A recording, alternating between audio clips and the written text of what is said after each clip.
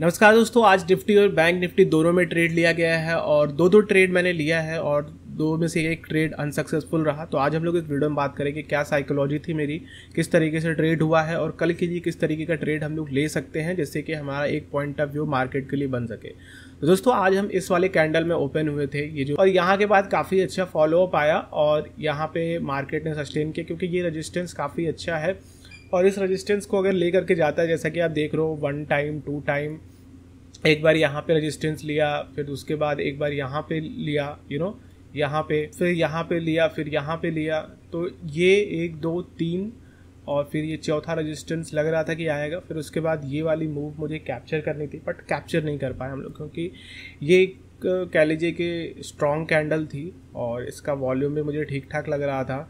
But उसके बाद ये बिग कैंडल आ गई। तो इसके बाद क्या था ना दोस्तों कि एक बड़ी कैंडल के बाद फिर एक बड़ी कैंडल आ जाना एक बड़ा ही रिस्की ट्रेड हो जाता है क्योंकि इस तरीके के मार्केट काफ़ी तेज रिवर्स कर जाते हैं। तो फिर हम लोगों ने वेट किया, फिर यहाँ पे हम लोग ट्रैप हो गए थोड़ा सा क्योंकि ये एक बड़ी कैंडल थी। तो मुझे लगा कि ये तो नहीं जाने वाला है, ये इसका ओपनिंग तो नहीं जाने वाला है। तो फिर मैंने यहाँ पे एंट्री ली। जैसे ही ये वाली रेड कैंडल प्रिंट हुई उसके बाद मैंने इस वाली कैंडल में एंट्री ली और फिर उसके बाद यहाँ से मार्केट को सपोर्ट मिला और जो कि सपोर्ट काफ़ी अच्छा है, ये काफ़ी पुराना सपोर्ट है ये, और यहाँ से उठा मार्केट। तो मैंने पूरा अपना स्टॉप लॉस नहीं लिया, मैं यहीं पे अपना निकल गया क्योंकि मुझे पता था कि इसके बाद अच्छी कैंडल और बनेगी क्योंकि यहाँ से अगर ये सपोर्ट लेगा, क्योंकि आज का मार्केट जो था ना दोस्तों वो एक तरीके का साइडवेज मार्केट था। तो साइडवेज मार्केट में ट्रेड बड़ा ही रिस्की हो जाता है, तो इसलिए आप लोगों को बहुत जल्दी जल्दी एक स्विंग लेना पड़ता है। तो फिर उसके बाद मुझे एक अपॉर्चुनिटी यहाँ पे मिली जो कि मेरा टारगेट आया और यहाँ पे जैसे ही इसने ये वाली कैंडल ने ब्रेक मारा, ये वाली कैंडल आप देख रहे हो कि इस वाली कैंडल ने ब्रेक किया 513 को। फिर उसके बाद मैंने यहाँ पे अगली वाली कैंडल में ट्रेड मारा ओपनिंग पे ही और फिर उसके बाद एक काफ़ी अच्छा खासा 1:2 का टारगेट मिला और ये पूरा बॉटम तक कह लीजिए कि मैंने इसको पकड़ा और मुझे पता था कि ये सपोर्ट है तो भैया थोड़ा सा दिक्कत हो सकती है यहाँ पे। तो इसलिए मैंने अपनी पूरी क्वांटिटी एग्जिट कर दी और सोचा कि अगर इसको फॉलोअप आएगा तो फिर देखा जाएगा। बट अगेन अगली कैंडल ग्रीन कैंडल प्रिंट हो गई। फिर उसके बाद तो मार्केट दोबारा से चढ़ा यहाँ तक। फिर मैंने सोचा कि लिया जाए ट्रेड, बट मैंने ट्रेड नहीं लिया। मुझे बैंक निफ्टी में भी अपॉर्चुनिटी दिख रही थी, मैं आप लोगों को बैंक निफ्टी का भी दिखाता हूँ। उसी समय बैंक निफ्टी में भी ट्रेड लिया था, इसलिए निफ्टी को थोड़ा बहुत मैंने मिस किया स्विंग। बैंक निफ्टी में काफ़ी अच्छा चला दोस्तों। यहाँ पे अगर आप देखोगे तो इस वाली कैंडल में मैंने ट्रेड लिया था और इस वाली कैंडल की ओपनिंग में ही मैंने ट्रेड लिया था क्योंकि ये एक सपोर्ट बन रहा था इसके लिए। क्योंकि दोस्तों देखा जाए तो मार्केट ओवरऑल एक ऑप्शन चेन में भी दिखा रहा था कि मार्केट जब ओपन था तो कॉल की तरफ राइटिंग ज़्यादा थी। तो कॉल की तरफ राइटिंग ज़्यादा होने की वजह से मुझे लग रहा था कि मार्केट बहुत अच्छा नहीं चढ़ेगा, ऊपर की तरफ बहुत सारे रेजिस्टेंस वगैरह दिख रहे थे मुझे।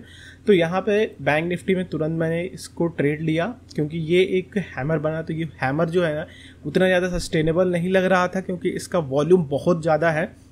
आप देखो इसका वॉल्यूम बहुत ज़्यादा है बट प्राइस बहुत ज़्यादा ऊपर की तरफ नहीं मूव हुई है। और यहाँ पे एक कह लीजिए कि हाई वेव कैंडल जो है ये वाली आज की थी, ये एक हाई वेव कैंडल है, ओपनिंग की हाई वेव कैंडल है 5 मिनट की और इसके मीडियम के नीचे बना हुआ था। तो मुझे लग रहा था कि यहाँ पे एक छोटा सा मूवमेंट आ सकता है और पुट की तरफ ये अच्छा खासा ट्रेड चला। 15-20 मिनट तक हम लोगों ने होल्ड किया। फिर उसके बाद मैं यहाँ तक के टारगेट के लिए तो नहीं रुका, मैं इस वाली कैंडल में निकल गया था, या कह लीजिए कि मेरा टारगेट यहाँ तक का आया है जो कि डिसेंट प्रॉफिट था। लगभग काफ़ी अच्छा खासा हमने कैप्चर कर लिया था। यहाँ पे 40-50 पॉइंट की मूवमेंट हमें ऑप्शन में मिल गई थी इतने में। फिर उसके बाद स्विंग हुआ, थोड़े बहुत मैंने स्कैल्प किए, उसका टारगेट वारगेट यहाँ पे नहीं लगाया, बस थोड़े बहुत स्कैल्प किए। जैसे कि इस वाले कैंडल में स्कैल्प किया था मैं, ये वाली कैंडल पे निकल गया। फिर उसके बाद इस वाले पे स्कैल्प किया था, इस वाली कैंडल में निकल गया। थोड़े छोटे छोटे स्कैल्प किए मैंने, बट जो एक कह लीजिए रुक करके ट्रेड करने वाला था यहाँ पे था जो कि मैंने रुका और टारगेट काफ़ी तेज़ी से आ गया। एक ही कैंडल में पूरा टारगेट दे दिया इसने। यहाँ पे देखिए जब यहाँ से ये रिवर्स किया, क्योंकि ये देखिए यहाँ से एक सपोर्ट आ रहा था इस वाली ट्रेंड लाइन का, तो मुझे लगा कि एक रिस्क तो लिया जा सकता है। तो यहाँ पे एक मॉर्निंग स्टार बन चुका था, तो मुझे पता था कि थोड़ी सी मूवमेंट ऊपर की तरफ आएगी, मॉर्निंग स्टार को रिस्पेक्ट करेगा ये। और फिर यहाँ पे मैंने बनाया और मुझे लग रहा था कि ये वाली कैंडल में बड़ा धुक टाइप का हो रहा था कि अब क्या होगा, तो स्टॉप लॉस ले जाएगा, अच्छा खासा प्रॉफिट बना है, काफ़ी माइनस होगा। क्योंकि अगर ये देखा जाए तो काफ़ी तगड़ा 38 पॉइंट का था और लास्ट टाइम में मूवमेंट अगर नीचे की तरफ आ जाती ना तो पूरा तुरंत फॉल हो जाता। फिर उसके बाद जब ये वाली कैंडल बनी ना दोस्तों, ये तीसरी वाली जो आपको दिख रही है रेड वाली डोजी टाइप की, इसमें मैंने देखा कि वॉल्यूम तो ठीक है बट कैंडल उतनी अच्छी नहीं बनी है। फिर उसके बाद मैं सोचा कि एक कैंडल अगर अगली रेड बनती है, अगर इसके नीचे क्लोज होती है, इसके ओपनिंग के नीचे, तो मैं निकल जाऊंगा। बट हुआ क्या कि मार्केट ऊपर की तरफ क्लोज हुआ और अगली कैंडल तो दोस्तों फिर मजा ही दे दिया इसने। फिर यहाँ तक मैं लेकर के गया, दूसरे वाली कैंडल के आधे पे मैं निकल गया, पूरा क्लोज नहीं होने दिया मैंने इसको, क्योंकि ये रेजिस्टेंट था और जो मैंने बुक किया था उसको मैं खोना नहीं चाहता था, इसलिए मैंने फिर यहाँ पे निकल गया। एक कह लीजिए कि बहुत ही स्टीप टारगेट तुरंत मिला और काफ़ी अच्छी मूवमेंट मिली ऑप्शंस में, कम से कम 40-45 पॉइंट मुझे मिल गया दोस्तों। तो बस मैं उतने में खुश हो गया, बस निकल गया। मार्केट ऊपर नीचे कर रहा है, देखो यहाँ तक वापस से मेरी बाइंग प्राइस पे आ गया था। तो ये था आज का ट्रेड दोस्तों। बाकी अगर हम लोग कल की बात करें तो कल अगर मैं आप लोगों को 1 घंटे के चार्ट पैटर्न में ले जाऊँ तो आप देखोगे तो ये एक बन रहा है रेजिस्टेंस इसके लिए और वहीं पे क्लोज हुआ है।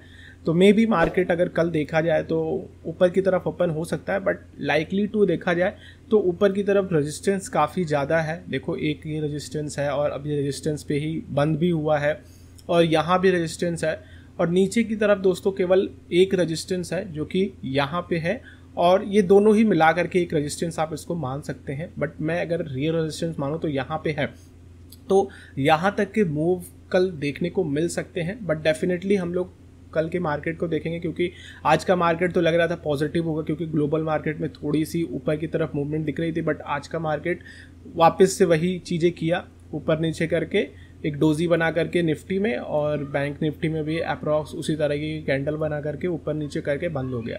यानी कि आज के दिन पे जिन्होंने भी पैसा बनाया होगा, बहुत अच्छे ट्रेडर होंगे तभी वो पैसा बनाए होंगे, क्योंकि आज का दिन जो है वो ऑप्शन बायर्स का नहीं था, ऑप्शन सेलर्स का दिन था। और छोटी छोटी मूवमेंट्स अगर वो कैच कर जाते तो फिर तो था, दोनों तो काफ़ी अच्छा पैसा बनाए होंगे, क्योंकि 40% कॉल और पुट दोनों ही, अगर हम लोग ATM की बात करें तो ATM की भी प्राइजेस 20% तक दोनों कॉल और पुट साइड की गिरी हैं। तो काफ़ी अच्छा पैसा आज बना होगा ऑप्शन सेलर्स का। तो बस दोस्तों आज के वीडियो में इतना ही है। बाकी मार्केट में उतनी ज़्यादा हलचल नहीं है कि बहुत अच्छा ब्रेकआउट या फिर ब्रेकडाउन मिलेगा। हाँ, कल फिर निफ्टी की एक्सपायरी भी है, तो हम लोग देखेंगे कल क्या होता है, किस तरीके से मार्केट परफॉर्म करता है। तो चलिए हम लोग नेक्स्ट वीडियो मिलते हैं, तब तक के लिए आप लोगों का दिन शुभ हो। जय हिंद।